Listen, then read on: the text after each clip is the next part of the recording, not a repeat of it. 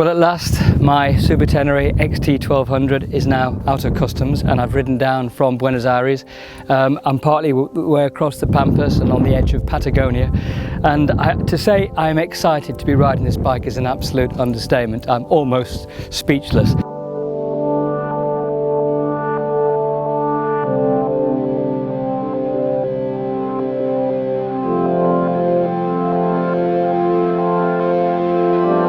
We're all excited when we get a new bike, of course, but then when you put it into context and you put it sort of on the Pampas Patagonian border, it takes another dimension altogether. Certainly it does for me.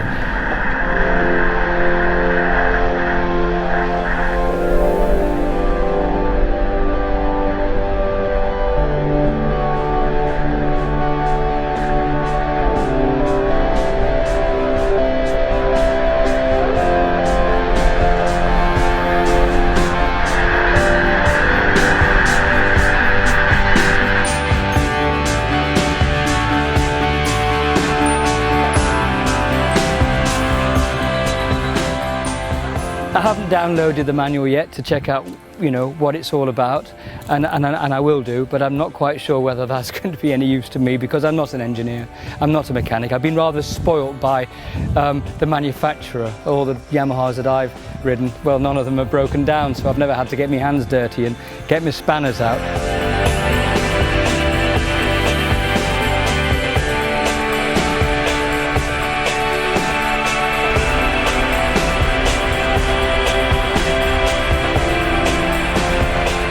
But you've got the mechanics and the engineers, and they're a brilliant mob, and I do admire what they can do. And then you've got the artists, and I suppose, and the poets and the writers. I suppose I have to fall into the second category because I certainly don't fall into the former. So there we are. This is me on the edge of Patagonia, speechless.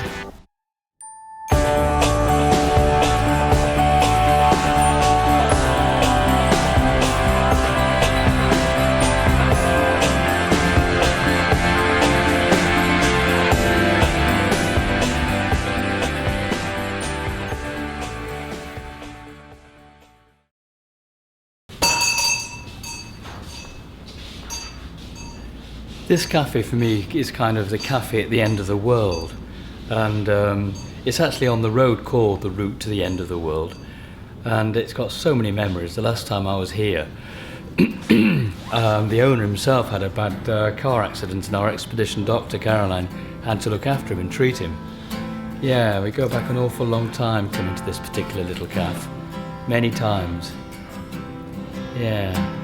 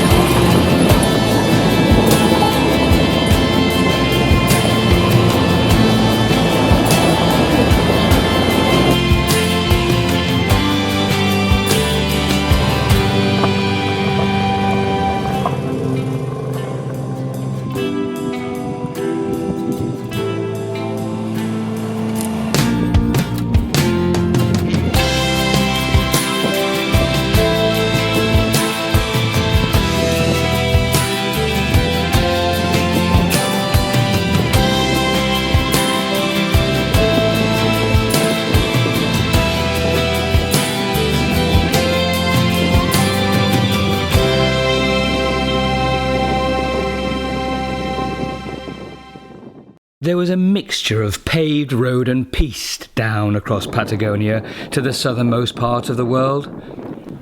But as the ferries tried to dock on the famous Straits of Magellan, the one consistent feature about this landscape was the wind that blew across it. It never let up. The moment the ship anchored, you didn't hang around and got on board swiftly. The shore was deserted, as much of Patagonia appears also to be, and quickly we set sail across one of the most legendary stretches of water in history.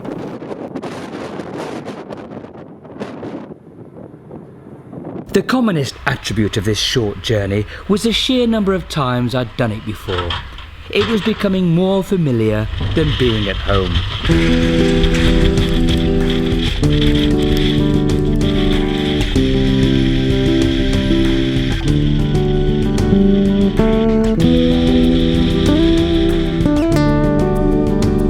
So at last I've made it to Ushuaia. I mean, it's a simple little journey. It's just 4 or 5 weeks in duration, but it's on the latest 2014 Super Tenere. We're giving it a bit of a severe road test, and it seems to be doing extremely well, along with all the associated goodies: the Campanera suit, the Touratech boxes, and my HJC helmet, and my TKC 70 tyres. Yeah, extremely good. They're all performing fine. And me too. And this is the 8th or the 9th time I've been to Ushuaia. It's not the first time. It's just something I seem to do as a matter of habit. I've become so familiar with the area. It takes me sometimes by surprise that, you know, how well you know where you are because you've been here, you know, so often. And I suppose that's the beauty of being a traveller. And having done it for so many years. Anyway, Ushuaia, the southernmost edge of the South American continent, and I'm on the way to Moto Pablo to get the bike's first service. And here's a famous Moto Pablo. Well, here's the outside of his great establishment, and he's an absolute boon and a benefit to all us motorcyclists, well, me in particular, very specifically, who can't even do an oil change. So he's going to help me out with this Super 10. I should have had an oil change after about 600 miles. I'm up to 3,000 miles already. I don't think anything else needs doing. I think the bike's absolutely top-ho. So there we go. Sacar el alternador y cambiar los carbones. Ya te voy a contar lo que me cobraron a mí porque a mí me la trifo de Falcon en Once the bash plate was taken off, it was a simple matter of draining the fluid. Sure, it should have been done earlier, but I have great confidence in the resilience of the bikes Yamaha let me use.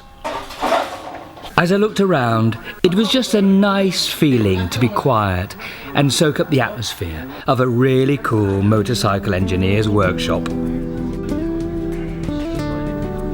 Este es el que va. ¿En qué moto?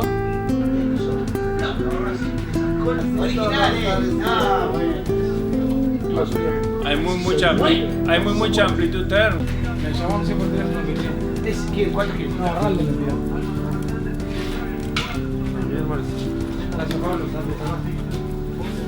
This is Moto Pablo. Moto Pablo, muchas gracias. Mi no mucho hablo mucho español. Yo conozco. Todos when I pass on Ushuaia con mi moto.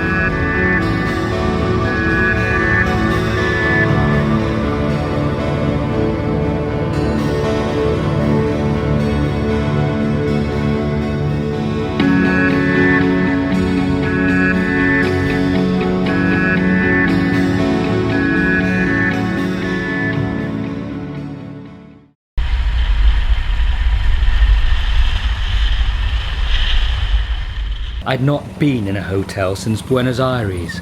There was something about wanting to be close to the ground on this ride, to camp wild, with no regime or precise schedule, just see what happens, and even if nothing much happened, I was still on my bike, and that was all I wanted. Gentry Jim, he comes in a tin, he makes me shine.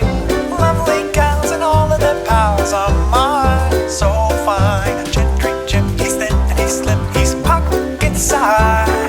Genevieve will hardly believe her eyes. I'm going to let you into a little secret, that after the hundreds of thousands of hard riding miles I've done in my riding career, and the thousands if not hundreds of hard nights I've ridden through when I've been trying to break records, I've just had today one of the loveliest riding days of my life.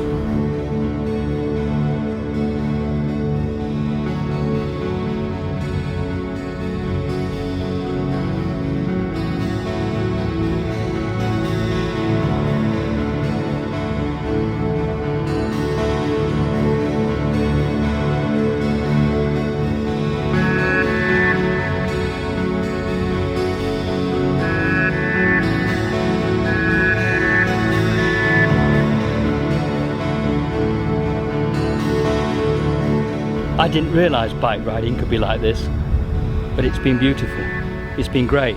And isn't this what adventure's all about? One world, one life. We can all do it. It's called Destination Adventure.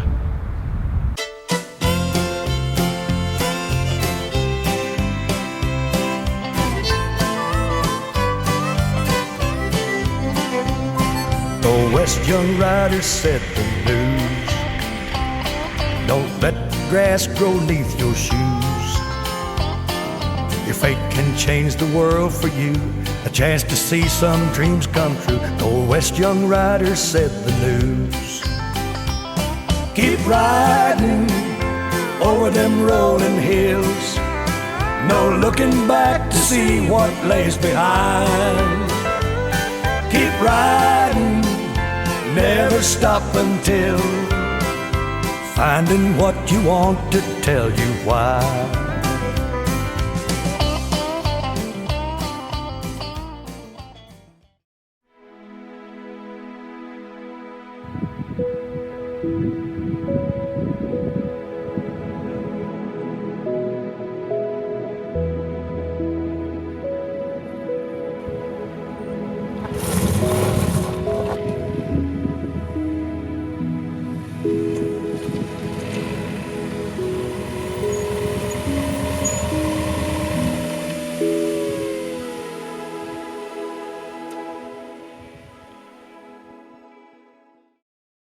Well, I'm off to peel me spuds.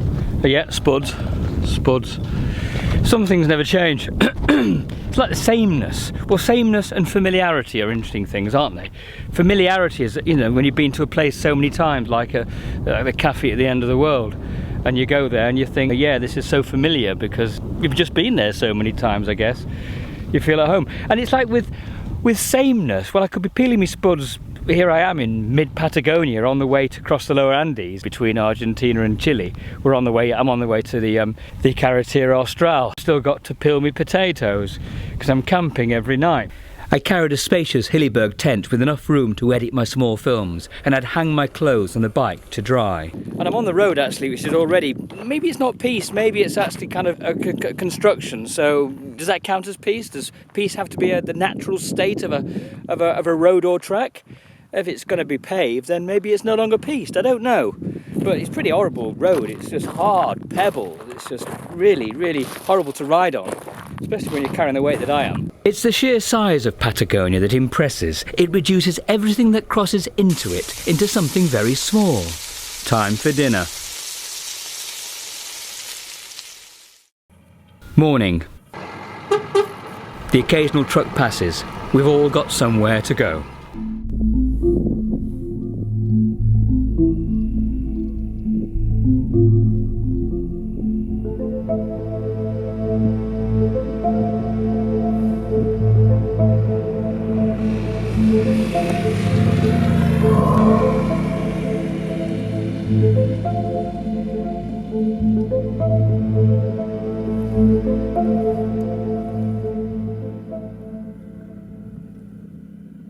Every country has its formidable, legendary route, and Chile is no exception.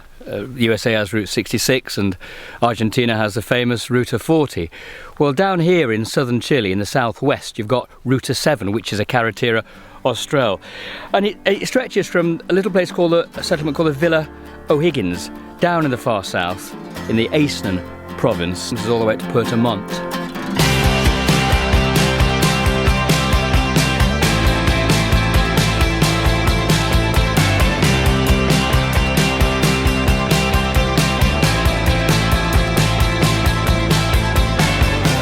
Carretera Austral passes through an isolated part of Chile. It has glaciers, high waterfalls, high mountains, vertiginous slopes, and the largest temperate rainforest in the world.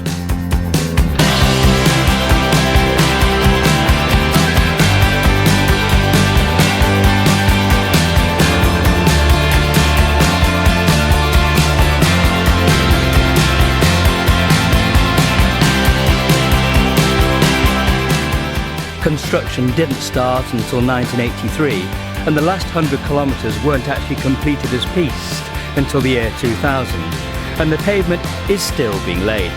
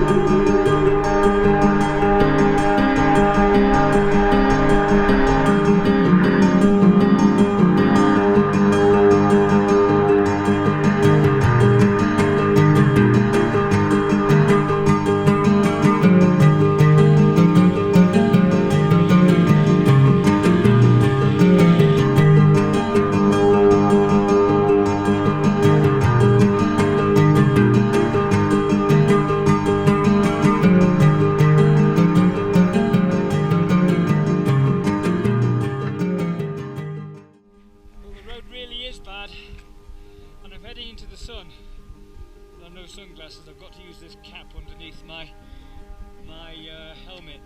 The road's really bad, and I've been on the piste now nearly all day. Doesn't sound quite right, but yeah, it's not my favourite pass, the Paso the Sicko. Sick of it, I must say.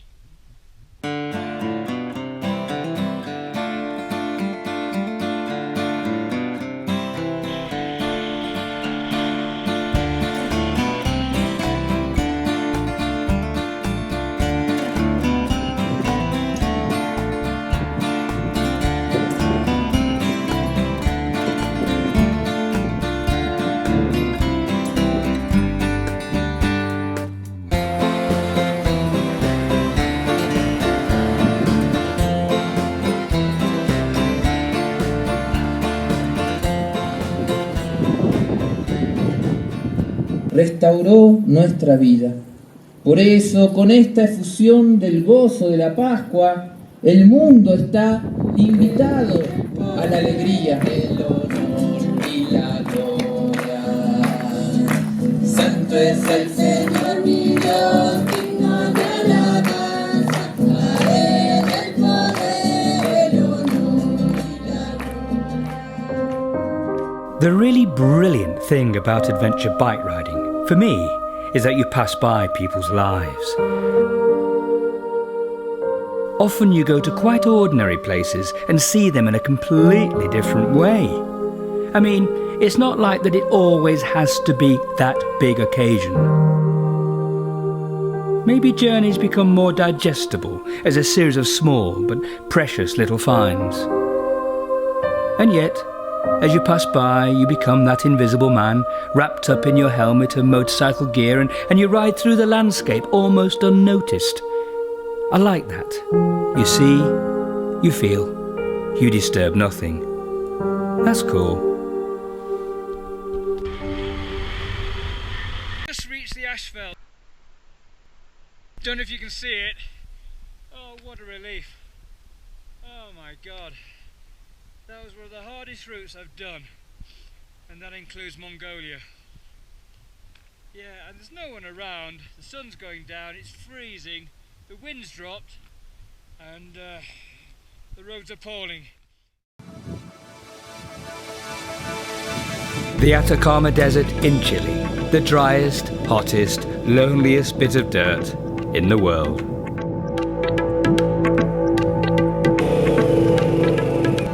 I'd been sleeping out for days and was now heading south to Santiago.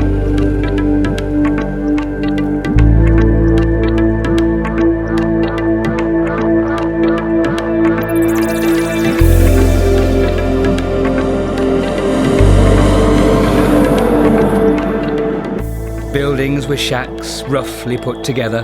I just loved the textures, the sun-bleached wood and the salt-rusted metals. Suddenly, I saw a sign for a fishing village down by the sea, and I went down to explore.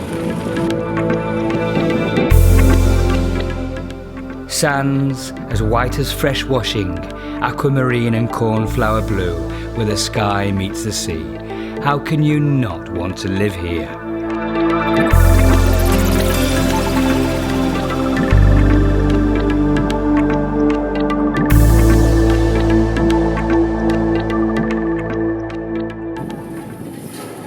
And amazingly, people do. Harvesting kelp drying on the beach is processed in the fertilizer machine and pounded into bags for market. Then there are the sea urchins as a sideline. Grabando, allá no eres erizo, lapa, son los locos, lapa, erizo de la cartuchera. Puro erizo, toros del Inca, para Australia, no, para ¿dónde viviste? ¿Dónde viviste? Inglaterra. Para Inglaterra, mire, foto no. Was it good? Good for you? Sí, erizo es para... Back on the road until I get to my favourite big bit of art, the famous Hand in the Desert, and bump into more locals recording their own moments in time.